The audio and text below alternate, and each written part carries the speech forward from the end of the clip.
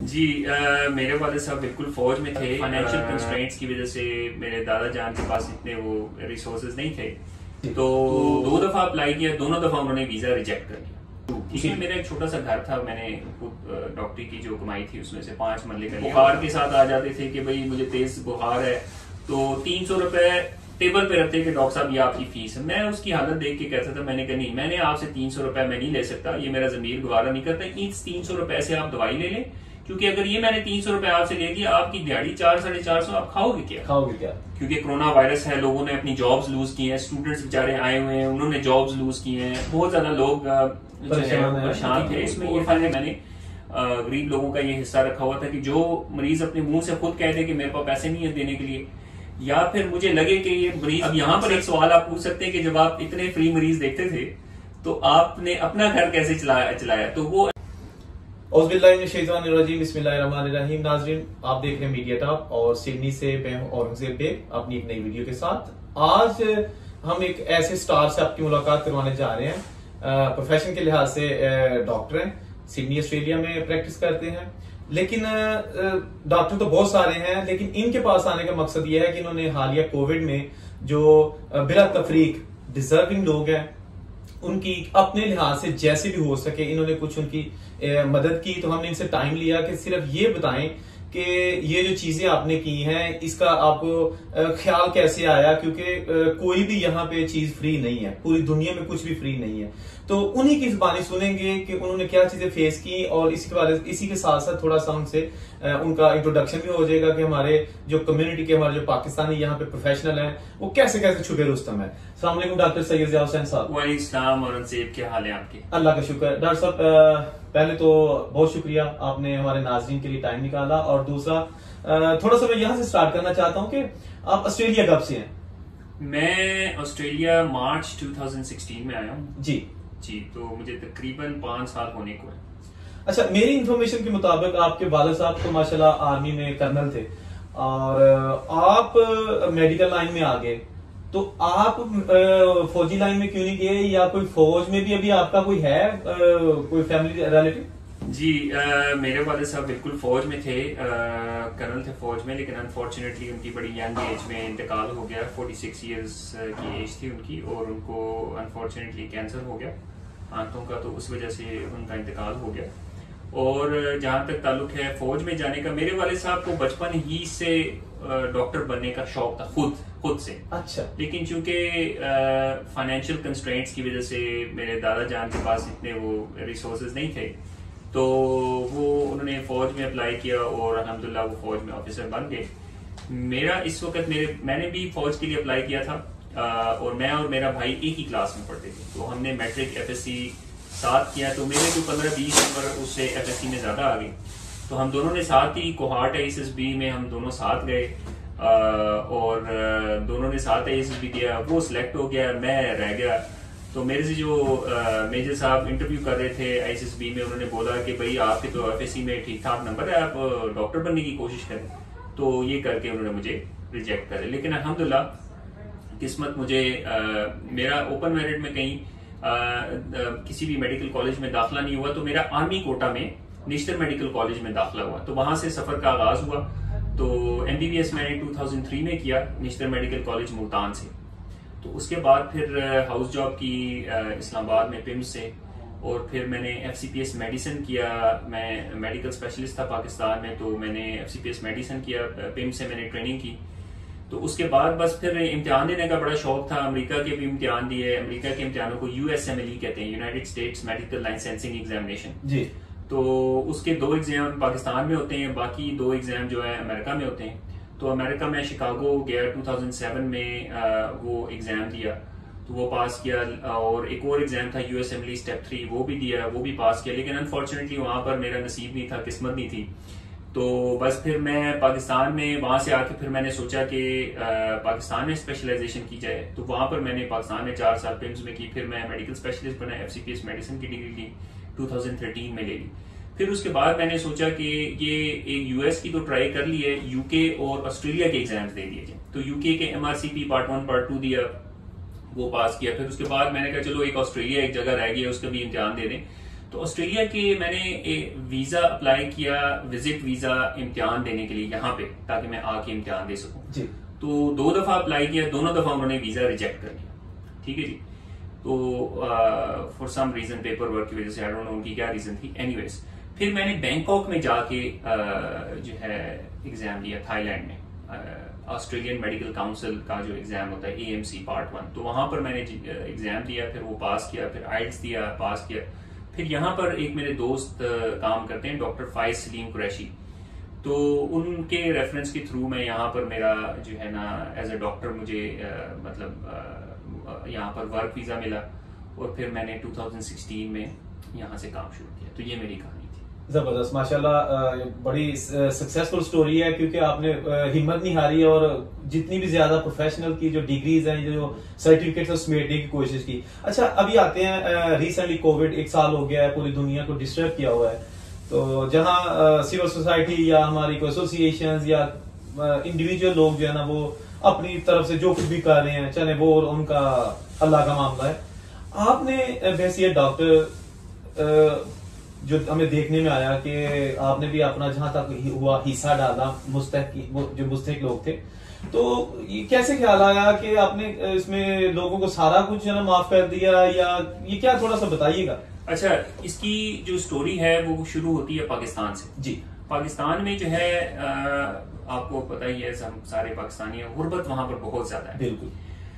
तो मेरा घर था, एक छोटा सा एक कॉलोनी है, रावलपिंडी के जो रहने वाले हैं वो जानते होंगे, एक गुलजारे कायद है, गुलजारे कायद के करीब एक जगह है फजल टाउन फेज 2, उसमें मेरा एक छोटा सा घर था। मैंने डॉक्टरी की जो कमाई थी उसमें से 5 मरले का लिया हुआ था।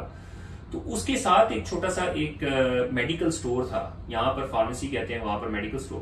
उसमें जो है एक जो है फार्मासिस्ट जो था, उसने मुझे कहा कि डॉक्टर साहब आप मेरे साथ जो है ना एक छोटा सा क्लिनिक है, कमरा है, इसमें आप जो है पेशेंट्स को कंसल्टेशन दिया करें, क्योंकि आपका घर भी करीब है। तो मेरा बिल्कुल उसके साथ ही घर था। मैंने कहा कोई मसला नहीं।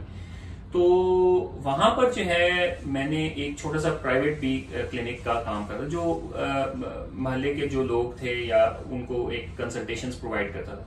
तो उसमें मैंने जो अपनी फीस रखी हुई थी वो 300 रुपए थी।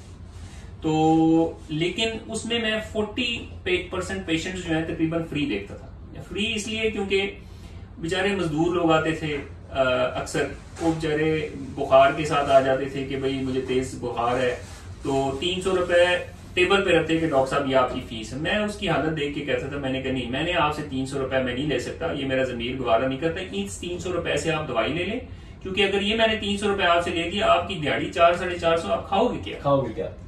ठीक है ना।